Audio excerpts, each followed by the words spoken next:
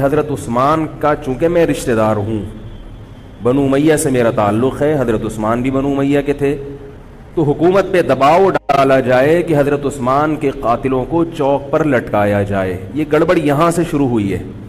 بات آ رہی ہے سمجھ میں؟ حکومت سے مطالبہ ہے کہ حضرت عثمان کے قاتلوں کو چوک پر لٹکایا جائے۔ یہ مطلب نہیں تھا حضرت معاویہ کا کہ حکومت کا اہل میں ہوں، مجھے خلافت دی جائے۔ میں ابتدا میں حضرت معاویہ کے ساتھ بہت سارے صحابہ تھے، میں یہ تو نہیں کہہ رہا زیادہ، بہت سارے صحابہ، جن میں حضرت عائشہ رضی اللہ تعالی عنہا بھی تھی۔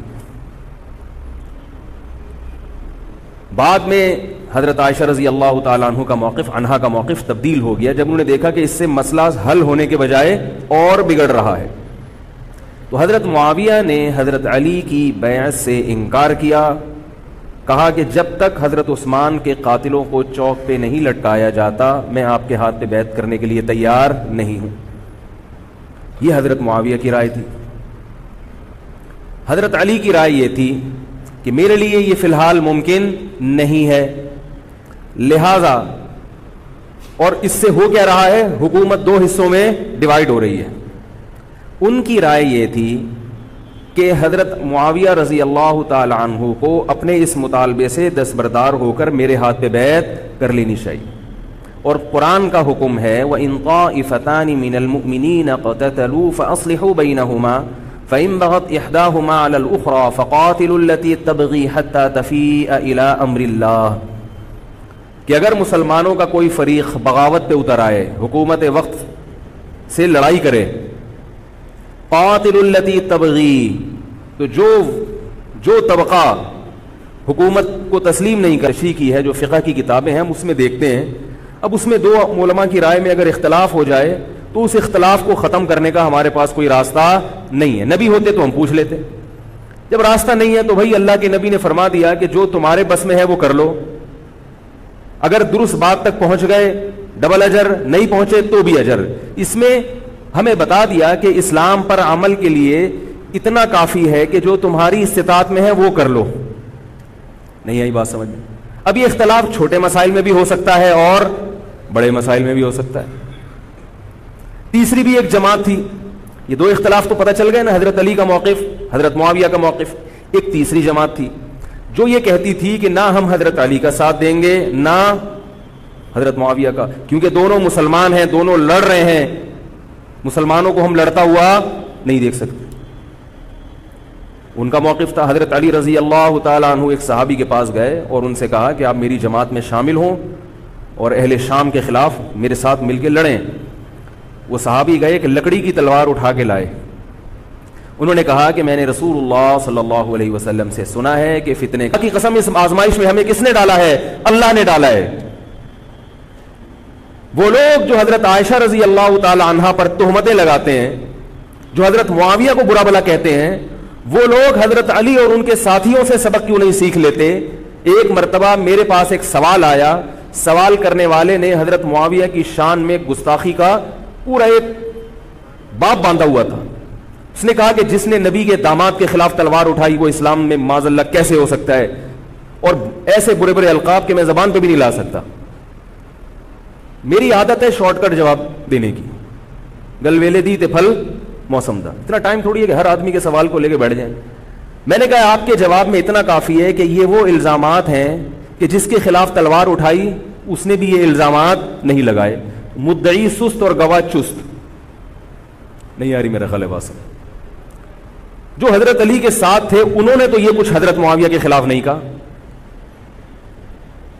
انہوں نے تو وہ تو پھر بھی جنتی مان رہے ہیں، ایک دوسرے کی نماز جنازہ میں شریک ہو رہے ہیں، مال غنیمت کو تقسیم نہیں کر رہے، ایک دوسرے کی عورت پہ ہاتھ نہیں اٹھا رہے، احترام کر رہے ہیں، ایک دوسرے کے پیچھے جنگ ختم ہونے کے بعد نمازیں پڑھی جا رہی ہیں۔ اللہ تعالیٰ نے یہ مثال صحابہ کی قائم کی ہے دنیا کو دکھانے کے لیے کہ ان میں اتنا بڑا اختلاف ہو کہ تلواریں بھی چل جائیں تو وہ اختلاف بھی حدود سے تجاوز نہیں کرتا، اور ہمارے چھوٹے چھوٹے اختلافات میں کیا ایک دوسرے کے خلاف بہتان تراشیاں اور زبان درازیاں ہوتی ہیں۔ تو یہ اختلاف تھا حضرت علی اور حضرت معاویہ کا، جس میں 3 فریق تھے. ایک حضرت علی تھے، ان کا موقف یہ تھا کہ میرے لیے تلوار اٹھانا واجب ہے. حضرت علی کے ساتھ جو لوگ تھے ان کا بھی یہ موقف تھا. حضرت معاویہ کا یہ موقف تھا کہ میں باغیوں کی فہرست میں آتا نہیں ہوں. کیوں نہیں آتا؟ اس لیے نہیں آتا کہ میں نے خلافت کو تسلیم نہیں کیا، اور ان کے ساتھ بھی صحابہ کرام کی ایک جماعت تھی. اور تیسرا موقف، بہت سارے صحابہ یہ تھے جو کہتے تھے ہم کسی کا ساتھ نہیں دیں گے، دونوں طرف مسلمان ہیں، ہماری تلوار سے کسی مسلمان کا خون ہو ہم یہ برداشت نہیں کر سکتے. ہماری رائے یہ ہے، اہل سنت والجماعت کی رائے یہ ہے کہ یہ ان تینوں فریقوں میں جو برحق تھے وہ حضرت علی تھے، کیونکہ حکومت تھی ان کے پاس. باقی جو دونوں فریق تھے صحابہ کرام کے، ان سے غلطی ہوئی ہے، مگر یہ غلطی اجتہادی ہے. یہ نفس پرستی والی غلطی، حکومت کی لالچ والی، دولت کی لالچ والی، یا ہٹ دھرمی والی یا ضد والی غلطی بولو بھائی نہیں ہے. یہ وہ غلطی ہے جس کے بارے میں محمد صلی اللہ علیہ وسلم نے فرمایا کہ اگر مجتہد سے غلطی ہوتی ہے تو بھی اس کو اجر ملتا ہے، کیونکہ اللہ نے قرآن میں فرمایا فاتقوا اللہ ما استطعتم، اللہ سے اتنا ڈرو جتنی تم میں استطاعت ہے. تو ان کی جتنی سمجھ میں آیا انہوں نے اس حساب سے کیا. تو 2 جنگیں ہوئی ہیں، جنگ جمل اور جنگ صفین. اب ایک اور بات ہے، تاریخی حقیقت ہے کہ 2 جنگوں کے بعد حضرت علی رضی اللہ تعالی عنہ کو خوارج نے شہید کر دیا. یہ وہی خوارج جو حضرت عثمان کے قاتل تھے. انہوں نے شہید کس کو کیا؟ حضرت علی کو. حضرت علی کی شہادت کے بعد حضرت حسن رضی اللہ تعالی عنہ کی 6 مہینے تقریباً خلافت رہی ہے. حضرت حسن رضی اللہ تعالی عنہ نے امت میں جوڑ پیدا کرنے کے لیے حضرت معاویہ رضی اللہ تعالی عنہ سے سلو کر لی اور خلافت سے دستبردار ہو کر حضرت معاویہ کے ہاتھ پر بیعت ہو گئے. نہیں آ رہی میرے خیال، پولیس کو فون کریں یار، بہت اہم بات ہے یہ، اس کو اچھی طرح سمجھ لیں، اللہ کرے سمجھ میں آ گئے. تو جب یہ ہو گیا تو مسئلہ ختم ہو گیا نا. لوگوں نے حضرت حسن سے کہا، یہ میں بالکل مستند روایتیں پیش کر رہا ہوں، اس کے سب کے حوالے ہیں، اور بہت ایسا نہیں ہے کہ تاریخ کی کتابوں کے، یہ احادیث کی کتابوں کے سے پیش کر رہا ہوں. حدیث کا جو معیار ہے وہ تاریخی کتب سے بہت زیادہ ہوتا ہے. لوگوں نے حضرت حسن سے یہ کہا کہ یہ تو عار اور ذلت کی بات ہے کہ آپ کے والد نے جس کے خلاف 2 جنگیں لڑی ہوں، تو آپ اپنے والد کی جس سے دشمنی رہی ہو، بیٹا اس سے بیعت ہو رہا ہے. ہمارے ہاں اس کا تصور ہے. سیاسی لوٹے ہمارے ہاں بہت ہیں، مگر وہ بھی دنیاوی مفاد میں دائیں بائیں لڑکتے ہیں. آخرت کی خاطر کوئی اپنے عہدے سے دستبردار ہو جائے یہ نہیں ہوتا. حضرت حسن اہل بیت میں سے ہیں. حضرت حسن بیعت ہو گئے کس کے ہاتھ پر؟ حضرت معاویہ. لوگوں نے کہا یہ عار اور ذلت کی بات ہے. تو حضرت حسن کے وہ تاریخی الفاظ ہیں کہ میں دنیا کی ذلت کو جہنم کی آگ پر ترجیح دیتا ہوں. کیا مطلب؟ میں مسلمانوں کو آپس میں لڑتا ہوا نہیں دیکھ سکتا، میں نہیں لڑتا ہوا دیکھ سکتا. اب کوئی اس بیس پر حضرت علی پہ الزام لگائے کہ اس کا مطلب وہ لڑتا ہوا دیکھ سکتے تھے. بھائی ان کا جو موقف تھا، جو ان کی سمجھ میں آیا وہ انہوں نے کیا. حضرت حسن کا موقف اپنے والد کے موقف سے مختلف تھا. یہ اختلاف رائے ہو سکتا ہے. ان کا موقف یہ تھا کہ بھئی حضرت معاویہ حکومت کے اہل ہوں یا نہ ہوں یہ ایک الگ بحث ہے.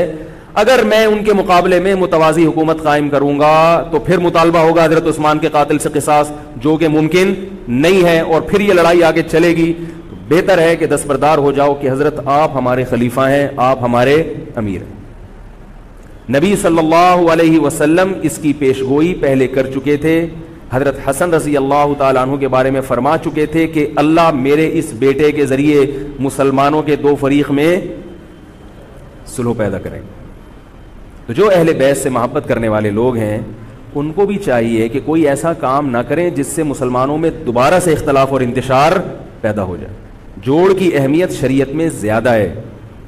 اب جب حضرت معاویہ کی خلافت قائم ہوئی ہے، حضرت معاویہ نے حضرت حسن رضی اللہ تعالی عنہ کے اکرام میں کوئی کسر نہیں چھوڑی. اس پر متواتر روایات ہیں کہ حضرت معاویہ جتنا حضرت حسن کا اکرام کیا کرتے تھے اتنا کسی کا اکرام نہیں کرتے تھے. بہت زیادہ آپ کو عزت دی حضرت معاویہ رضی اللہ تعالی عنہ نے. حضرت معاویہ کے بعد یزید کی خلافت قائم ہوئی ہے، حکومت قائم ہوئی ہے. حضرت معاویہ صحابی رسول تھے. بہت سارے صحابہ کو آپ کے طریقہ حکومت پر اعتراض تھا کیونکہ بہرحال باقاعدہ سلیکشن نہیں ہوئی تھی. لیکن پھر بھی صحابہ کرام نے جب حضرت حسن بیعت ہو گئے تو باقی کس کو اعتراض کا حق ہوگا بھائی. پھر حضرت معاویہ رضی اللہ تعالیٰ عنہ کے دور میں بہت جہاد ہوا ہے. اسلامی خلافت, ہمارا جو بر صغیر میں اسلام آیا ہے اس کا بہت بڑا حصہ حضرت معاویہ کے دور میں اسلام آیا یہاں. حضرت معاویہ کے بعد جب یزید خلیفہ بنا ہے مسلمانوں کا, تو بہت سارے صحابہ نے یزید کے ہاتھ پہ, بہت سارے تو نہیں, چند صحابہ نے یزید کے ہاتھ پر بیعت کرنے سے انکار کر دیا. وہ اتنے تھوڑے صحابہ ہیں جن کو انگلیوں پہ گنا جا سکتا ہے, جن میں حضرت حسین بھی تھے, حضرت حسن نہیں, حضرت حسن کے بھائی, بولو بھائی, حضرت حسین. جمہور صحابہ کا موقف یہ تھا کہ یزید کا طریقہ خلافت اگرچہ غلط ہے, طریقہ حکومت اگرچہ غلط ہے, مگر رسول اللہ صلی اللہ علیہ وسلم کی صحیح احادیث موجود ہیں. نبی صلی اللہ علیہ وسلم نے فرمایا, صحیح بخاری کی حدیث ہے, اسمعوا واطیعوا ولو سلط علیکم رجل حبشی کأن رأسہ ذبیبہ. آپ صلی اللہ علیہ وسلم نے فرمایا, سنو اور اطاعت کرو اگرچہ تم پر کوئی حبشی غلام مسلط کر دیا جائے جس کا سر کشمش کی طرح پچکا ہوا ہو. کیا مطلب؟ سلیکشن نہیں ہوئی بلکہ زبردستی مسلط ہو گیا کسی بھی طرح سے, اور جو مسلط ہوا وہ کسی بھی لحاظ سے حکومت کرنے کا اہل نہیں ہے, غلام ہے. غلام کبھی بھی حکومت کا اہل نہیں ہوتا, اور غلام بھی حبشی, کالا کلوٹا, گوروں سے جس کو ویسے ہی تبھی نفرت ہو, بھائی ہم سارے سفید ہیں اور یہ ایک بلیک کہاں سے آ گیا دوسری قوم کا آدمی. انسان دوسری قوم کے آدمی کو قبول نہیں کرتا, قوم بھی دوسری. اور فرمایا شکل بھی اچھی نہیں ہے. بھائی حاکم کم از کم شکل کا اچھا ہو تو اطاعت کرتے ہوئے مزہ آتا ہے, شکل بھی اچھی نہ ہو تو آدمی کہتا ہے یار اس کی مانوں میں, عجیب سا ہے یہ فطرت ہے انسان کی. لوگ کوشش کرتے ہیں امام لائیں تو شکل بھی اچھی ہو اس کی, یہ کوشش کرتے ہیں لوگ. امام میں پتہ نہیں کیا کیا دیکھ رہے ہوتے ہیں. تو کیا ہے, شکل بھی اچھی نہیں ہے اور عقل بھی نہیں ہے, سر پچکا ہوا ہے کس کی طرح, کشمش کی طرح. صحیح ہے بخاری کی حدیث. مطلب یہ کہ کسی بھی لحاظ سے نہ لک وائز اچھا لگ رہا ہے آپ کو, نہ اس کے اندر صلاحیتیں, مگر مسلط ہو گیا, کسی نے بھی مسلط کر دیا. تو آپ نے فرمایا اب اس کے خلاف بغاوت نہیں کرنی, اس کی اطاعت کرنی ہے. آپ کہیں گے یہ کیسا حکم ہے بھائی اسلام کا, ایک آدمی نا اہل ہے مگر اس کی مان کے چلو تو مروا دے گا. یہ اس لیے اسلام نے حکم دیا ہے کہ اس کے پاس پاور تھی تو مسلط ہوا ہے نا. کیا خیال ہے بھائی؟ تو اب جب اس کے خلاف چلو گے تو اس سے وہ ہٹنے والا نہیں ہے, وہ خون خرابہ کر دے گا, قتل و غارت کرے گا اور فساد پیدا کر دے گا وہ. کیونکہ اگر وہ کمزور ہوتا تو خلیفہ بنتا نہیں. وہ خلیفہ کی, حاکم کی ڈیفینیشن کیا ہے؟ جس کے پاس قوت نافذہ ہو. ایک دن ایک صاحب کہنے لگے مسلم لیگ کے دور میں, جنرل مشرف کے دور میں اس کو نہیں مانتا, میں اس کو نہیں مانتا. میں نے کہا آپ کے ماننے نہ ماننے سے کچھ نہیں ہوتا, وہ مسلط ہو گیا ہے, جس طریقے ہیلی کاپٹر سے آیا ہو یا فرشتے اس کو لائے ہوں. کیونکہ حاکم کی جو ڈیفینیشن ہے کہ جس کے پاس قوت نافذہ ہو. قوت نافذہ اردو کا گاڑا لفظ ہے. قوت نافذہ کہتے ہیں کہ جب وہ کچھ کہتا ہو تو کر کے دکھا سکتا ہو, چاہے فوج کے ذریعے, چاہے پولیس کے ذریعے, چاہے کسی بھی طریقے. ایک آدمی کو پوری قوم نے سلیکٹ کر لیا مگر اس کی سنتا کوئی نہیں ہے, وہ کچھ کہتا ہے تو اس کے منہ سے الفاظ نکل کے ہوا میں تحلیل ہو جاتے ہیں, چلتی کسی اور کی ہے, وہ جو کہتا ہے کر کے دکھا دیتا ہے. تو اصل حاکم کون ہے؟ جو کہتا ہے اور کر کے دکھا دیتا. اب یہ ایک الگ بحث ہے کہ یہ ظالم ہے, یہ غلط طریقے سے آیا ہے, اس پر بحث ہو سکتی ہے کہ جب یہ غلط طریقے سے آیا ہے تو اس کو قانون کے دائرے میں رہ کے ہٹانے کی کوشش کی جائے. لیکن مسلح بغاوت کرنا, اس کے خلاف بندوق اٹھانا, اس کے خلاف تلوار اٹھانا, اس کی شریعت نے اجازت نہیں دی. میں یہ نہیں کہہ رہا کہ اس کی مخالفت کی اجازت نہیں دی. نبی صلی اللہ علیہ وسلم نے فرمایا سب سے بہترین جہاد ظالم بادشاہ کے سامنے حق بات کہنا ہے. کہنے کی حد تک آپ کو مخالفت کی اجازت ہے کہ بھائی یہ جو وزیر اعظم کا بیان آیا ہے یہ بیان ملک کا بیڑا غرق کر دے گا, ان کی پالیسیاں صحیح, جیسے آج کل ہو رہا ہے کہ اخباروں میں کالم نگار اپنی اپنی رائے لکھتے ہیں حکمرانوں کے بارے میں. لکھنے کی حد تک, بولنے کی حد تک ہے. آپ مسلح دستہ لے کے بغاوت کرنے پر آ جائیں, اس کی شریعت نے اجازت, بول لو بھائی کچھ نہیں ہوتا. یہ قرآن اور سنت سے بات ثابت ہے, اس کی شریعت نے اجازت نہیں دی ہے. کیونکہ آپ یہ کریں گے تو اللہ نے دنیا کو اسباب کے ساتھ جوڑا ہوا ہے. آپ کے پاس کچھ بھی نہیں ہے, نہ آپ کے پاس ٹینک ہے, نہ آپ کے پاس آرمی ہے, نہ آپ کے پاس پولیس ہے, آپ کے پاس صرف جذبہ ہے. خالی جذبہ اگر کارآمد ہوتا تو نوح علیہ الصلوۃ والسلام اور آپ کے ساتھ جو 40 افراد تھے ان میں بہت جذبہ تھا, مگر ایک طرف پوری دنیا تھی. اللہ نے جہاد کا حکم نہیں دیا. اللہ تعالیٰ نے اس دنیا کو صرف جذبات کے ساتھ یا ایمان کے ساتھ منسلک نہیں کیا, اس دنیا کو دارالاسباب بنایا ہے. جذبے کے ساتھ ساتھ کچھ طاقت اور قوت بھی ہونی چاہیے, اور یہ قوت حکومت کے پاس ہوتی ہے, پبلک کے پاس بول لو یار نہیں. اگر پبلک کے پاس ہے تو وہ بھی حکومت کی پالیسیاں ہوتی ہیں کہ یہ بھی لیاری گینگ رہنے دو تھوڑے دنوں کے لیے, ان لوگوں کے پاس تھوڑا سا کلاشن کوفے رہنے دو, حکومت جب چاہے وہ غائب کر دے. یہ جو کلاشن کوفے لے کے لوگ گھوم رہے ہوتے ہیں نا اور بتا رہے ہوتے ہیں ہم امام مہدی کا لشکر ہیں, یہ سب گورنمنٹ کے لوگ ہوتے ہیں. آئی بات سمجھ میں, گورنمنٹ کی طرف سے ان کو پرمٹ ملا ہوتا ہے, ورنہ آپ چاقو لے کے بھی جو کھنجر ہے نا وہ بھی لے کے ذرا گھوم کے دکھاؤ. تو جو بھی امام مہدی کا لشکر کا دعویٰ کر رہا ہے اور کہہ رہا ہے میں یوں کر دوں گا, میں یوں کر دوں گا, میرے ساتھ آ جاؤ, تو سمجھ لو گورنمنٹ نے اس کو خود ہی بٹھایا ہوا ہے. اور بعض دفعہ حکومت اپنی مخالفت کے لیے بھی بندے بٹھا دیتی ہے. یہ ایجنسی والے بڑے ہوشیار ہوتے ہیں, یہ اپنی مخالفت کے لیے پبلک بندوں کو خرید کے بٹھاتے ہیں کہ تم آرمی کے خلاف اور ایجنسیوں کے خلاف تقریریں کرو اور جہاد کا اعلان کرو. اس کا نتیجہ کیا نکلتا ہے, جو جو جہاد کے اعلان میں ان کے ساتھ ہوتے چلے جاتے ہیں ان کے نام ایجنسیوں کے پاس پہنچ جاتے ہیں. پھر ایجنسیاں کہتی ہیں ابھی ان کو کھل کے جہاد کرنے دو, تاکہ جتنے لوگوں میں اس قسم کے جہاد کے جراثیم ہیں وہ تمام آ جائیں اور ایک ہی دفعہ اسپرے کر کے سب کو نمٹا دیا جائے. یہ ایک بچوں کی طرح کبھی اس کو پکڑ لیا, یہ کام نہیں ہوتا. تو اس لیے کہہ رہا ہوں یہ جو نوجوان طبقہ ہے اس کو جہاد کے نام پہ الو بنانے والے ہر جگہ بہت ہیں. الو ضرور بنو مگر کسی اور عنوان سے بن جاؤ, جہاد کے نام پہ الو نہ بنو, کیونکہ کسی اور عنوان سے الو بنو گے اتنا نقصان نہیں ہوگا. اس عنوان سے الو بنو گے تو بڑا بیڑا غرق ہو جائے گا, جیسے کہ بہت سو کا بیچاروں کا ہو چکا ہے. تو میں یہ عرض کر رہا تھا کہ نبی صلی اللہ علیہ وسلم کی صحیح حدیث ہے, اسی طرح صحیح ہے مسلم کی حدیث ہے, آپ صلی اللہ علیہ وسلم نے حاکم کی اطاعت کا حکم دیا. صحابہ نے عرض کیا یا رسول اللہ اگر وہ ہم پہ ظلم کرے تو بھی بغاوت نہ کریں. آپ نے فرمایا وَإِن ضَرَبُوا ظَهْرَكَ, اگرچہ وہ تمہاری پیٹھ پہ کوڑے مارے, ایسا ظالم ہو, پھر بھی بغاوت. یہ میں نہیں کہہ رہا, یہ محمد صلی اللہ علیہ وسلم کے الفاظ ہیں. کیوں؟ اس لیے کہ آپ صلی اللہ علیہ وسلم نے اتحاد پہ زیادہ زور لگایا ہے. بھائی حکومت ایک ہوگی جیسی مرضی لنگڑی لولی ہو, مگر مسلمان کی جو ایک یونائٹی ہے, جو ایک اتحاد ہے, وہ تو برقرار رہے گا نا.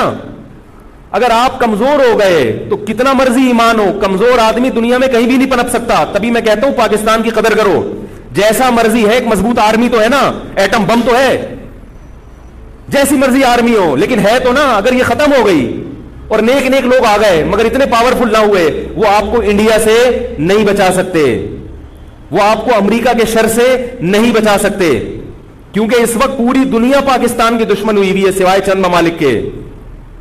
اور وہ جو ملک بچا ہوا ہے یہ میرے اور آپ کی تقریروں سے نہیں بچا ہوا, یہ ایٹم بم سے بچا ہوا ہے. اللہ نے دنیا کو اسباب کے ساتھ جوڑ دیا ہے, ایٹم بم بھی ہے اور پھر ایمان کی طاقت بھی ہے کسی حد تک, جو کہ بہت ہی شارٹ ہو گئی ہے ایمان کی طاقت. تو دونوں چیزیں چلتی ہیں ساتھ, صرف بم بھی کافی نہیں ہے. اللہ نے فرمایا اگر تم تقوی اختیار کرو گے تو اللہ تمہاری مدد کرے گا, ورنہ نہیں کرے گا.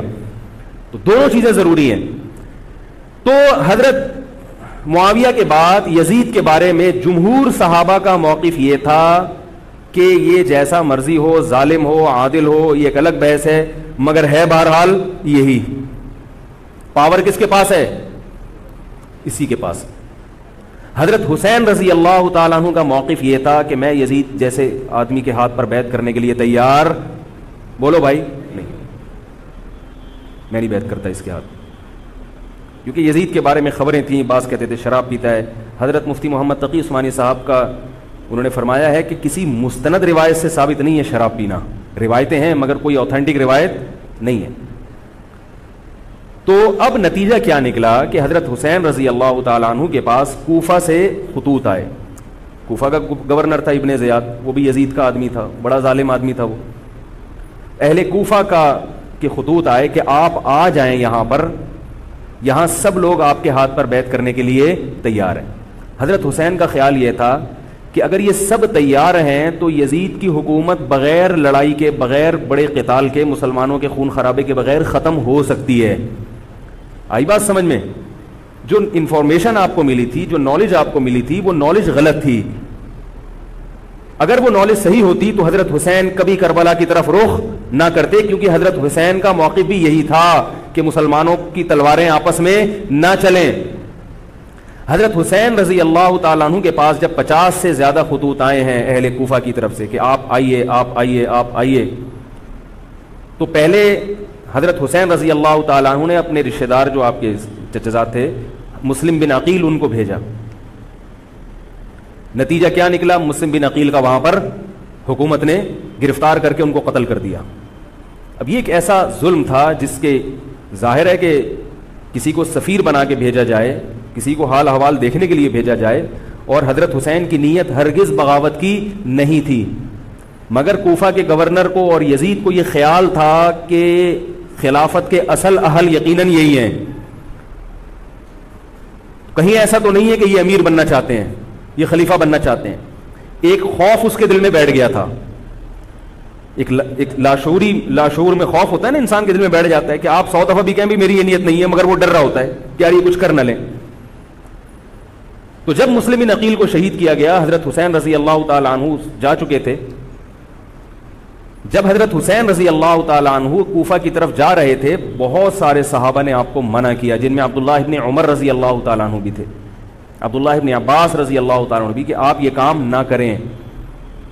بعض نے تو کہا کہ ہمیں آپ کی شہادت کا یقین ہے, کیونکہ جس حالات میں آپ جا رہے ہیں حکومت یہ سمجھے گی کہ بغاوت کرنے آ رہے ہیں, لہذا وہ آپ کو کیا کرے گی, اس بیس پہ قتل نہیں کرے گی کہ آپ نواسہ رسول ہیں, کیونکہ وہ بھی مسلمان تھے, اس بیس پہ قتل کرے گی کہ آپ کی نیت کیا ہے, حکومت کے خلاف بغاوت. تو ان کے پاس ایک اپنے آپ کو برحق ثابت کرنے کے لیے ایک دلیل ہوگی کہ حکومت کا باغی جو بھی ہو اسے کیا کر دو, قتل. رسول اللہ صلی اللہ علیہ وسلم نے فرمایا, صحیح حدیث ہے, کہ جب مسلمان کسی ایک امیر پہ جمع ہو جائیں تو اس کے خلاف جو بھی اٹھے, نبی نے فرمایا اس کو قتل کر دو, کائن من کان, چاہے وہ اس کے خلاف اٹھنے والا کتنا ہی نیک کیوں نہ ہو. یہ حدیث کے الفاظ ہیں. حضرت حسین کا موقف یہ تھا کہ میں نے ابھی تک یزید کی خلافت اور حکومت کو تسلیم نہیں کیا, لہذا میں اس وعید میں داخل نہیں ہوں. اب ہوا یہ ہے کہ حضرت حسین رضی اللہ تعالی عنہ جب گئے ہیں اور کربلا کے مقام پہ پہنچے ہیں, تو وہاں آپ رضی اللہ تعالیٰ عنہ کو مسلم بن عقیل کی شہادت کا بھی پتہ چلا, اور اندازہ ہوا, میں بہت شارٹ کر کے سنا رہا ہوں, اندازہ ہوا کہ حالات ایسے نہیں ہیں جیسے میں سمجھ رہا تھا. عبید اللہ جو ابن زیاد تھا بدبخت, اس نے حضرت حسین کو یہ کہا کہ بغیر کسی شرط کے حضرت حسین کو گرفتار کر کے لاؤ اور میرے ہاتھ پر بیعت کراؤ.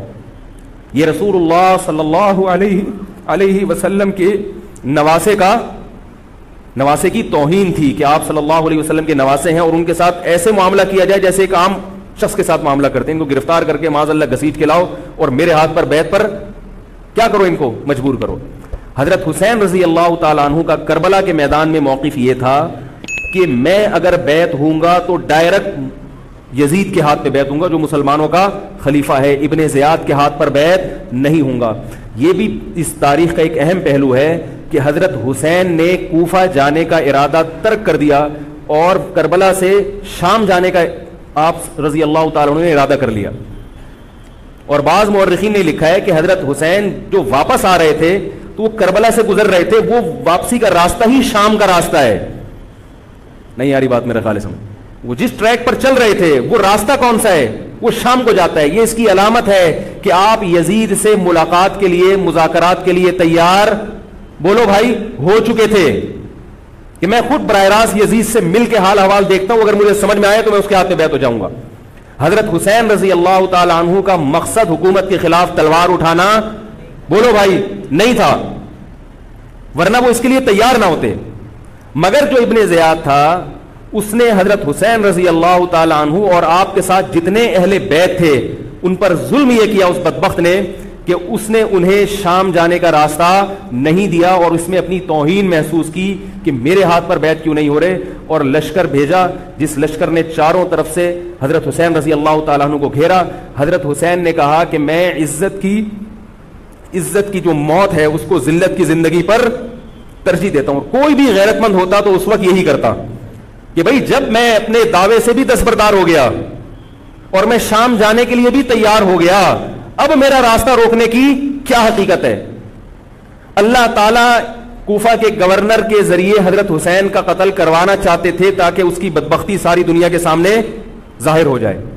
اگر حضرت حسین پھر بھی تلوار چلاتے, پھر بھی لڑتے, تو حضرت حسین پر یہ الزام لگایا جا سکتا تھا کہ معاذ اللہ آپ باغیوں میں ہیں. تو اللہ تعالیٰ نے اپنے نبی کے نواسے کو اس الزام سے محفوظ رکھا اور آپ نے لڑائی کا ارادہ ترک کر دیا. حضرت حسین نے کربلا کے میدان میں جو لڑائی لڑی ہے وہ اقدامی لڑائی نہیں تھی, وہ دفاعی لڑائی تھی. دیکھو جب حکومت آپ کو گھیر لے چاروں طرف سے, آپ کہیں ٹھیک ہے بھائی میں لڑائی سے دستبردار ہوتا ہوں, مجھے میرے گھر جانے دو. حضرت حسین کا ایک مطالبہ یہ بھی تھا کہ یا تو مجھے واپس جانے دو مدینہ, میں جہاں سے آیا ہوں وہیں جا رہا ہوں واپس, مکہ جانے دو یا مدینہ جانے دو. ان کا ایک مطالبہ تھا کہ نہیں, ان کو گرفتار کر کے لاؤ اور زبردستی ہمارے ہاتھ پر بیعت کراؤ. یہ ظلم تھا. نتیجہ کیا نکلا ہے کہ کربلا کے میدان میں آپ کو گھیر کر آپ کو بھی شہید کر دیا گیا, اور جتنے اہل بیت تھے مرد سوائے امام زین العابدین کے جو حضرت حسین رضی اللہ, حضرت حسن کے بیٹے تھے, ان کے علاوہ جتنے بھی اہل بیت تھے ان سب کو قتل کر دیا گیا. اور یہ اسلامی تاریخ پر ایک بدنما داغ ہے یہ واقعہ کہ ایک اسلامی حکومت تھی اور اس کے اسلامی حکمران تھے, اور ان حکمرانوں کے ہاتھوں محمد صلی اللہ علیہ وسلم کے نواسے کا سر جو ہے وہ گردن اڑائی گئی ہے. مجھ سے خدا کی قسم یہ الفاظ ادا نہیں ہو رہے, میں اپنے جذبات پہ بہت زیادہ کنٹرول کر رہا ہوں. وہ منظر کیا ہوگا کہ جب نبی صلی اللہ علیہ وسلم کے نواسے, آپ صلی اللہ علیہ وسلم کے نواسے کی گردن اڑائی گئی ہوگی. تو یہ بہت ایک اسلامی تاریخ میں ایک بدترین واقعہ ہے. لیکن بات یہ ہے کہ جب یہ واقعہ ہو گیا اور قتل کر دیا گیا, باقی جتنے بھی جو زندہ بچے تھے اہل بیت وہ یزید کے پاس لے جائے گئے. روایات میں آتا ہے کہ یزید نے ان کا اکرام کیا اور ان کو عزت کے ساتھ تحفے تحائف دے کر واپس کیا. یہ جو کربلا کے واقعات میں جو ظلم کی داستانیں اضافی بیان کی جاتی ہیں, اس کا مستند تاریخی روایات سے کوئی ثبوت بولو بھائی نہیں ملتا. اب لوگوں نے اپنی دکانیں چمکا لی ہیں, پانی نہیں تھا, کئی دنوں سے کھانا نہیں ملا. صحیح روایات سے ثابت ہے کہ حضرت حسین رضی اللہ تعالیٰ عنہ کربلا کے میدان میں وضو کر کے نماز پڑھتے تھے, تو پانی تھا تو. اور بعض نے یہ کہا کہ اہل بیت کی عورتوں کی عزتیں اچھالی گئی ہیں. آپ اس طرح کی باتیں کر کے اہل بیت سے محبت کا اظہار کر رہے ہو یا ان کی توہین کر رہے ہو؟ بولو بھائی. اگر کوئی عزت دار پاک دامن عورت ہو, بالفرض اس کی عزت پہ ڈاکہ ڈلتا ہے بالفرض, تو آپ اس بات کو چھپاؤ گے نا, آپ جھوٹ بولو گے, بولو گے نہیں بھائی اس کی عزت پہ کوئی آنچ نہیں آئی ہے. کیونکہ جب عورت کی عزت کو آپ کوئی تار تار کر دے اور آپ ممبر پہ بیٹھ کے اس کو بتا دو, تو وہ عزت تار تار ہونے سے اتنی بے عزتی نہیں ہوگی جتنی اس بات کو بیان کرنے سے اس کی بے عزتی ہوگی. حقیقت یہ ہے کہ کسی مستند روایت سے ثابت نہیں ہے کہ اہل بیت کی عورتوں کی عزتوں کو اچھالا گیا. وہ نبی کے گھرانے کی عورتیں تھیں, ان کا ناخن بھی کوئی نامحرم مرد نہیں دیکھ پاتا تھا. دوپٹہ اتر گیا زینب کا اور زینب کی چادر چھن گئی, یہ سب غلط ہے, یہ سب من گھڑت باتیں ہیں. چونکہ وہ بہرحال مسلمان تھے جو حضرت حسین کے خلاف لڑ رہے تھے, ظالم تھے, اس میں کوئی شک نہیں ہے. اس سے بڑا ظلم اس کائنات میں ہوا نہیں ہوگا کہ ایک شخص جو اپنے آپ کو مسلمان کہتا ہے اور وہ نبی کے نواسے کو قتل کر دے اور اہل بیت کو قتل کر دے. اسلامی سیاست میں اتنی گندی تاریخ ہمیں کبھی بھی نہیں ملتی. حضرت عثمان کا بھی قتل ہوا, وہ بھی بہت بڑا ظلم تھا, مگر یہ ظلم اس ظلم کی نوعیت سے بڑھ کر تھا, کیونکہ حضرت عثمان کا قتل حکومت کے ہاتھوں نہیں ہوا ہے, باغیوں کے ہاتھوں ہوا ہے. یہاں حضرت حسین کا قتل کس کے ہاتھوں ہوا ہے؟ حکومت کے ہاتھوں ہوا ہے, جس پر لوگ بیعت کر چکے تھے.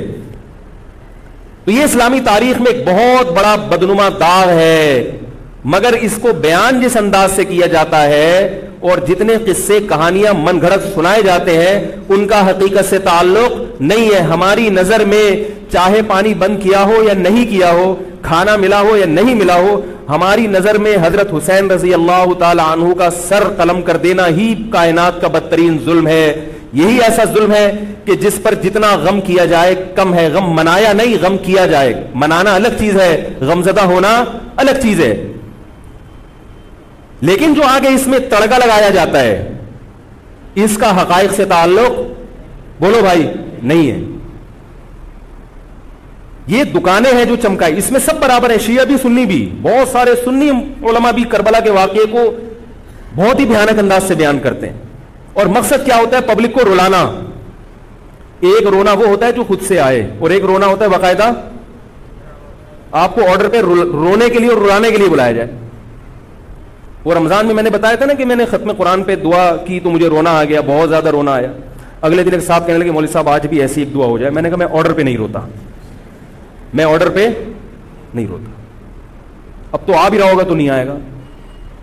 نہ انسان کسی کے مشورے سے ہنس سکتا ہے اور نہ انسان کسی کے مشورے سے رو سکتا. اگر آپ کسی کے مشورے پہ رو رہے ہیں اس کا مطلب ڈرامے بازی. آپ کو فلم کا ایکٹر ہونا چاہیے, آپ کو ڈرامے جوائن کرنے چاہیے, وہاں آپ اچھے چل سکتے ہیں. جیسے کہ ہمارے ایک مشہور اسکالر ہیں, ان کے بارے میں لوگ یہ کہتے ہیں ان کو فلموں میں ہونا چاہیے تھا, پتہ نہیں یہ جیو پہ کیوں آ رہے ہیں. وہ آرڈر پہ روتے بھی ہیں, آرڈر پہ. اب چونکہ یوٹیوب کا دور ہے, میں پہلے جو کربلا کے واقعات جو لوگ بیان کرتے ہیں ان کی تقریریں نہیں سنتا تھا. اب کیا ہوتا ہے, بعض دفعہ بیٹھے ہوئے ہیں کہیں سفر پہ جا رہے ہیں تو یوٹیوب کی ویڈیو, ہم نے کہا چلو یار ہم بھی سن لیں. ایسی چہک چہک کے منہ بنا بنا کے گھما گھما کے تقریریں ہوتی ہیں, لگتا ہے کہ یہ باقاعدہ ایک ڈرامہ ہے, اداکار ہے, فنکار ہے جس کو ڈرامے بازی کے لیے یہاں یہ حضرت حسین کی شہادت کو کیش کرا رہے ہیں. یہ حضرت حسین سے محبت کرنے والے نہیں ہیں, یہ ان کی شہادت کو. دیکھو اس کی مثال ایسے جیسے کوئی محلے میں مر گیا, کسی سیٹھ کا بیٹا مرا, اب آپ کو سیٹھ سے قرضہ چاہیے تو سب سے زیادہ آپ روگے نا, تاکہ سیٹھ صاحب سمجھیں کہ محبت سب سے زیادہ کس کو ہے, آپ کو. تو آپ اس کی بیٹے کی موت کو کیا کرا رہے ہو, کیش کرا رہے ہو. بعض لوگ کسی کی شہادت کو کیش کراتے ہیں, کسی پہ ظلم کو کیش کراتے ہیں. تو میں پھر عرض کروں کہ بہت بدترین واقعہ ہے. حضرت حسین رضی اللہ تعالیٰ عنہ کا سر لے جایا گیا یزید کے پاس. یزید بدبخت نے چھڑی سے آپ کے ہونٹوں کو چھوا. وہاں صحابی رسول نے فرمایا کہ ایسا مت کرو. فرمایا اللہ کی قسم میں نے ان ہونٹوں پہ بارہا محمد صلی اللہ علیہ وسلم کے ہونٹ رکھے ہوئے دیکھا ہے. بارہا میں نے دیکھا ہے کہ محمد صلی اللہ علیہ وسلم نے ان ہونٹوں کا بوسہ لیا ہے. بارہا میں نے دیکھا ہے.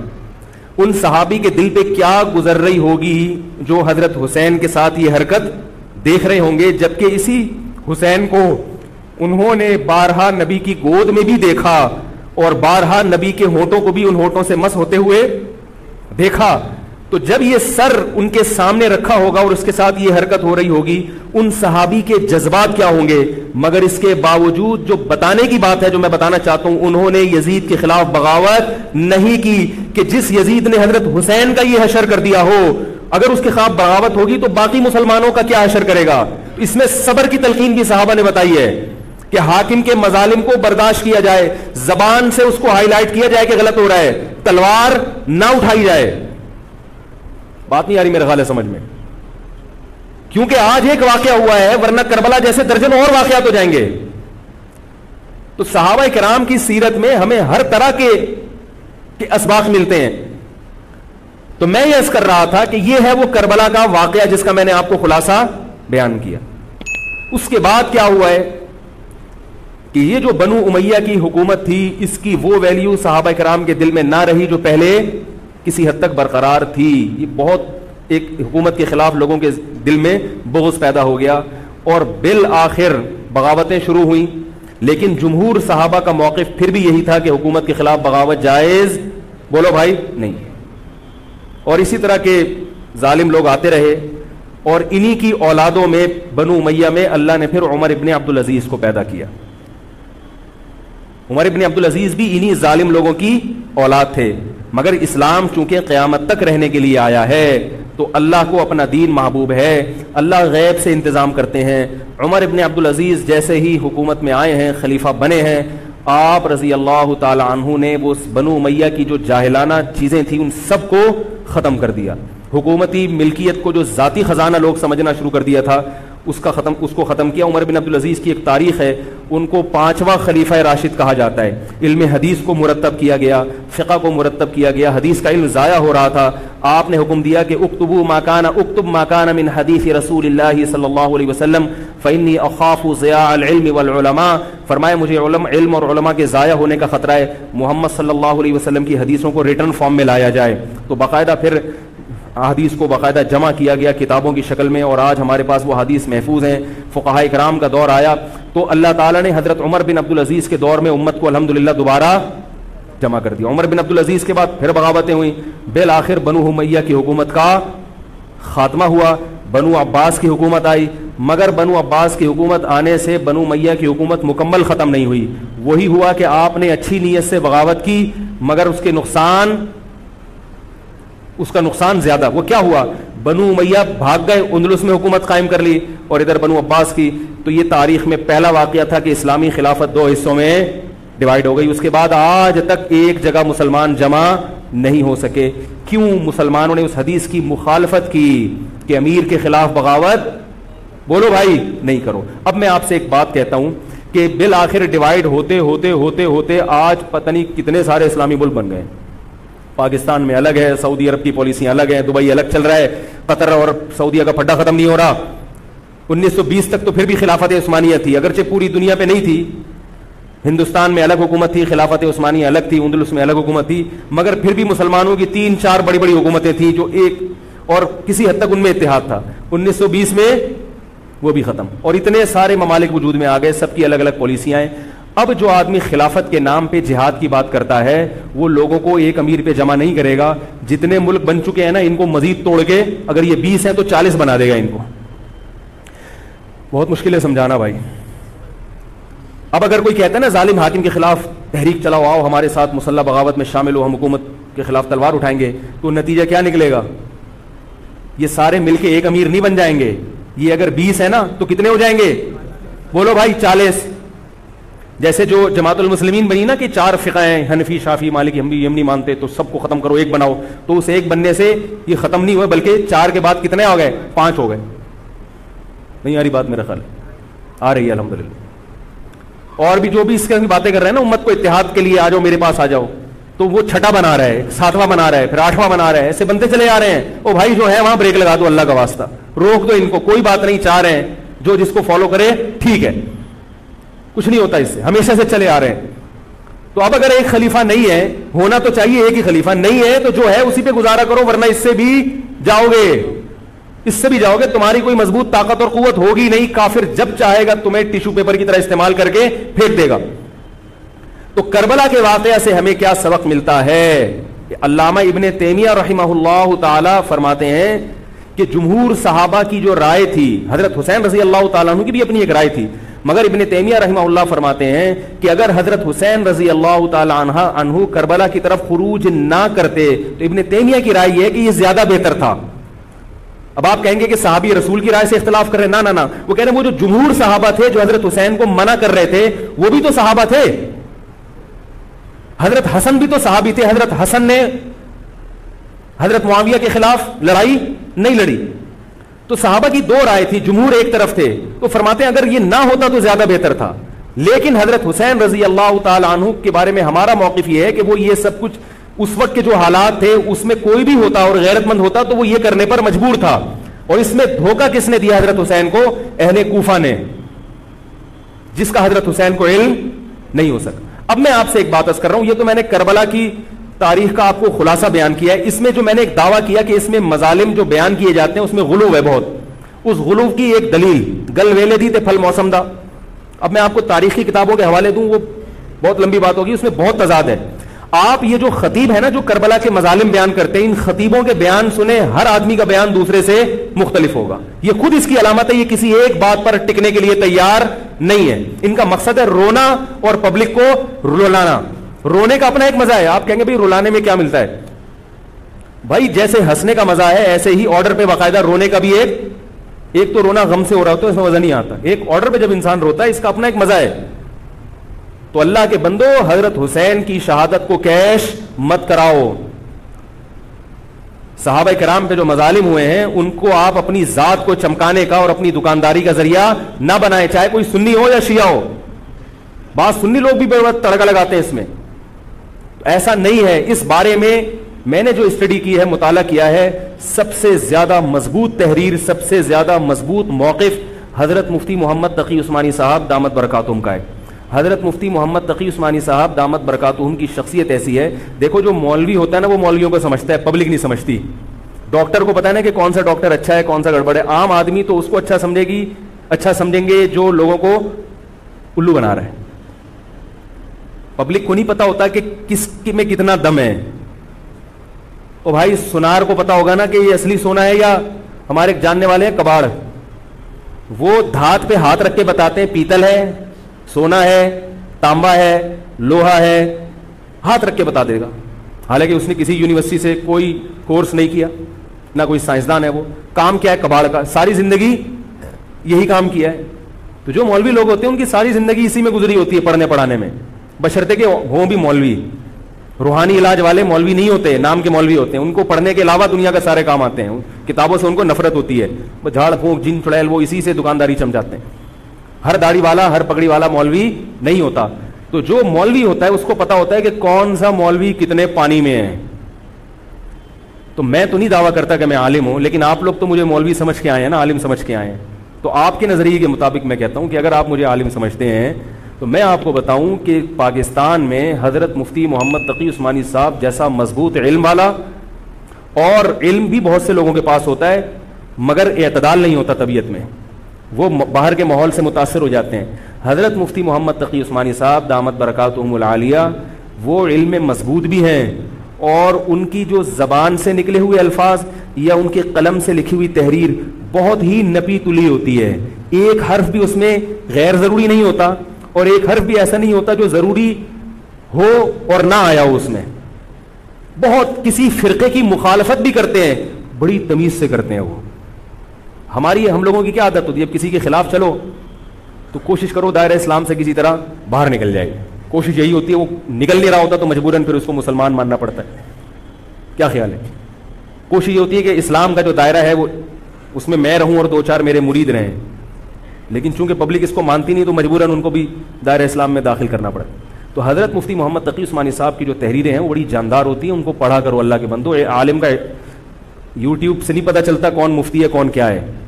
حضرت مفتی تقی عثمانی صاحب کی پاکستان میں اتنی عزت نہیں ہے جتنا غیروں نے ان کو عزت دی ہے. سعودی عرب میں جاؤ, امام حرم ان سے مسائل پوچھتے ہیں. ایک صاحب نے مجھے بتایا کہ میں نے امام حرم کو 25 منٹ تک ان سے فون پہ بات کرتے ہوئے دیکھا اور ان سے مسائل پوچھتے ہوئے. عرب علماء ان کی قدر کر رہے ہیں, ملیشیا میں ان کی قدر ہے, پاکستان میں لوگوں کو ان کا پتہ ہی نہیں. میں یہ نہیں کہہ رہا کہ وہ ان سے کوئی خطا ہو ہی نہیں سکتی. تکافل کے معاملے میں حضرت مفتی محمد تقی عثمانی صاحب کی جو رائے ہے, تو میں تو بہت ہی چھوٹا آدمی ہوں, میں یہ نہیں کہہ سکتا, لیکن جن علماء کی رائے ان کے خلاف ہے میرا موقف بھی وہی ہے. میں تکافل کے معاملے میں حضرت مفتی تقی عثمانی صاحب کی رائے کو ہم لوگ صحیح نہیں سمجھتے, لیکن بہرحال اجتہادی اختلاف ہے, یہ نہیں کہ وہ غلط ہیں. ہماری رائے ہے کہ اس معاملے میں حضرت سے اجتہادی غلطی ہوئی ہے, میری نہیں, میں تو بہت چھوٹا آدمی ہوں ان کے مقابلے میں, لیکن ہمارے بڑوں کی رائے ہے. اور اس کی جو میں نے ٹوٹی پھوٹا جو اس میں تحقیق کی ہے, مجھے بھی تکافل کے ناجائز ہونے پر اطمینان ہے. بہت اس میں بحث کی ہے, دارالعلوم کے علماء سے بھی ملا ہوں. حضرت مفتی محمد تقی عثمانی صاحب دامت برکاتہم کے ساتھ جو مجلس ہوئی جامعۃ الرشید کے علماء کی 3 گھنٹے, اس مجلس میں بھی میں موجود تھا, تو میں نے دونوں طرف کے دلائل بہت اچھی طرح سے سنے ہیں, تو مجھے اس کے ناجائز ہونے پر اطمینان ہے. لیکن مسئلہ اختلافی ہے, تو جب بڑے حضرات میں جو بڑے علماء ہیں ان میں جب اختلاف ہوتا ہے تو پھر عوام کو چاہیے کہ جس کی رائے پہ ذل زیادہ مائل ہو رہا ہے اس کی رائے کو فالو کر لے, کسی دوسرے پر اعتراض نہ کرے. بات آ رہی ہے سمجھ میں؟ انشورنس کا متبادل ہے نا تکافل, پاک قطر تکافل, یا یہ سب میری رائے میں یہ سب ناجائز ہے. اس پر میں کبھی بیان کروں گا کیوں ناجائز ہے. تو بیان تو نہیں کرنا چاہیے, ان اختلافی مسائل کو ممبر پہ نہیں لانا چاہیے, لیکن یہ کہ اب ہر عالم تک اپنی بات پہنچانا بڑا مشکل ہے. تو میں چاہتا ہوں ایک بیان ایسا ہو تاکہ علماء تک بات پہنچ جائے, پھر علماء جب دونوں طرف کے دلائل رکھ کے فیصلہ کر لیں گے جس عالم کی جو رائے بنے, تاکہ دوسرا پہلو سامنے آ جائے.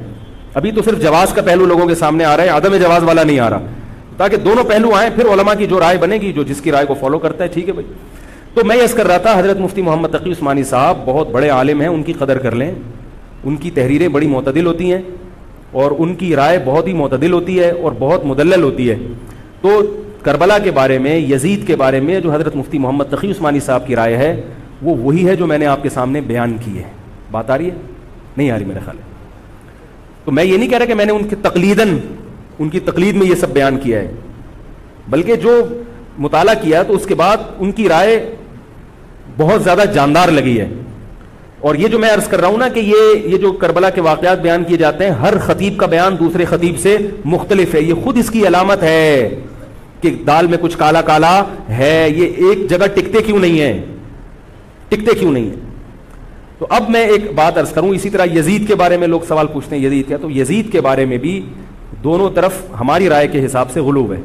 یزید کے دور میں حضرت حسین کا قتل یقیناً ہوا ہے, مگر کسی ایک مستند روایت سے یہ ثابت نہیں کہ یزید نے حکم دیا تھا حضرت حسین کو قتل کرنے کا. یہ کہیں بھی روایت میں ثابت نہیں آ رہی میرا خیال ہے بات. کوفہ کے گورنر کے حکم سے قتل ضرور ہوا ہے, لیکن کیا یزید نے اس کا آرڈر دیا تھا؟ اس کا کسی مستند روایت میں ثبوت بولو بھائی نہیں ملتا. لیکن اس بنیاد پہ یزید کو رحمت اللہ علیہ کہنا یہ بھی غلط ہے. ٹھیک ہے, یزید کے بارے میں کسی مستند روایت سے نہیں ملتا کہ اس نے قتل کا حکم دیا تھا یا قتل کروایا تھا, لیکن قتل ہونے کے بعد یزید نے اس گورنر کے خلاف ایکشن نہیں لیا. حضرت عثمان کے قاتلوں کے بارے میں تو یہ تھا کہ ان کو لٹکایا جائے, حضرت حسین کے قاتلوں کو کیوں نہیں لٹکایا؟ نہیں یاری بات سمجھ. تو یہ جرم بھی ہے کہ حکومت, ممکن ہے یزید کہہ سکتا ہو کہ میرے بس میں نہیں ہے, کہہ سکتا ہو کہ میرے بس میں نہیں ہے. تو بھائی آپ کے بس میں اگر نہیں ہے تو حضرت علی کے بس میں بھی نہیں تھا حضرت عثمان کے قاتلوں سے قصاص لینا. تو اس لیے یزید کو بالکل معصوم قرار دینا یہ بھی غلط ہے. وہ مجرم تھا, لیکن اس کو اتنا لعنتی قرار دے دینا کہ گویا حضرت حسین کو اس نے قتل کرایا تھا, اس کا بھی کسی تاریخی مستند روایت سے ثبوت نہیں ملتا. لہذا صحیح بات یہ ہے کہ نہ لعنت اللہ علیہ کہو نہ رحمت اللہ علیہ کہو. خام خواہ میں فضول چیزوں میں پڑھنے کی بولو بھائی ضرورت کیا ہے؟ قیامت کے دن آپ سے یزید کے بارے میں سوال, میرے سے کسی نے پوچھا کہ یزید کے بارے میں آپ کیا کہتے ہیں؟ میں نے کہا آپ کو جاپان کے جو بھی صدر ہے اس کے بارے میں پتہ ہے, چائنا کے بارے میں پتہ ہے؟ وہ کہہ رہے وہ تو کافر ہیں. میں نے کہا چلو مسلمانوں کے, علامہ اقبال کے بارے میں پوری رپورٹ ہے آپ کے پاس. تاریخ میں لاکھوں شخصیات ایسی ہیں جن کے بارے میں آپ کو نہیں پتا. تو یزید کے بارے میں بھی اگر نہیں پتا ہو تو میرا خیال ہے کوئی پریشان ہونے کی ضرورت نہیں ہے. تو یہ کربلا ایک واقعہ تھا, ایک اسلامی تاریخ میں ایک بدترین واقعہ رونما ہوا اور یہ واقعہ ختم ہو گیا. ہمیں جو قرآن اور سنت نے جس بات کا حکم دیا ہے ہمیں وہ کرنا ہے. بات آ رہی ہے سمجھ میں؟ ہمیں کیا کہا ہے؟ نماز قائم کرنی ہے, اسلام کے 5 ارکان ہیں. کربلا کا واقعہ دنیا میں وجود میں آتا تو بھی 5 نمازیں پڑھنی تھیں, وجود میں نہیں آتا تو بھی 5 نمازیں پڑھنی. باقی حضرت حسین کی شہادت اس لیے بھی ہوئی ہے کہ اللہ کے نبی نے ان کو شہید قرار دے دیا تھا. تو اللہ تعالیٰ نے آپ کو اس منصب تک پہنچانا تھا جس منصب کی گواہی محمد صلی اللہ علیہ وسلم دے چکے. بعض دفعہ کوئی مقصد نہیں ہوتا, ایک مقصد ہوتا ہے کسی کو اونچے درجے تک پہنچانا. غزوہ احد میں 70 صحابہ شہید ہوئے, اللہ نے اس کی حکمت یہ بھی بیان کی وَيَتَّخِذَ مِنْكُمْ شُهَدَاءَ, اللہ تم میں سے بہت سو کو شہادت کے درجے پر فائز کرنا چاہتا. تو حکومت تھی, حضرت حسین رضی اللہ تعالیٰ عنہ کو اللہ تعالیٰ نے شہادت کے مرتبے پر پہنچایا اور ظالم حکمرانوں کے مرتبے کو گھٹانا. تو یہ کام ہو چکا. اب ہمیں کیا کرنا ہے؟ ہمیں جو قرآن اور سنت ہے اس کو فالو کرنا ہے.